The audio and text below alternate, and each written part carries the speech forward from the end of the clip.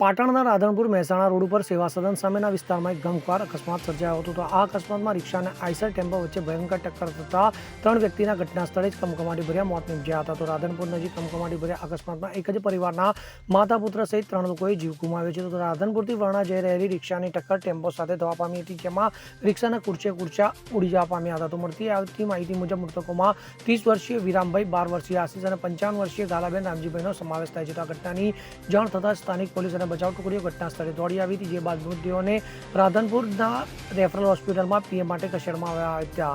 ત્યારે આ અકસ્માત કયા સંજોગોમાં સર્જાયો તે મામલે પોલીસે તપાસ હાથ ધરી છે. તો આ ઘટનાને પગલે સમગ્ર પંથકમાં શોકનો માહોલ છવાઈ જવા પામ્યો છે. વસંત કડિયા સાથે CN24 ન્યૂઝ, પાટણ. હવે જુઓ દેશ દુનિયાની તમામ ખબરો તમારી આંગળીના ટેરવે. ઉઠાવો મોબાઈલ અને Google Play Store પરથી ડાઉનલોડ કરો અમારી CN24 ન્યૂઝ મોબાઈલ એપ.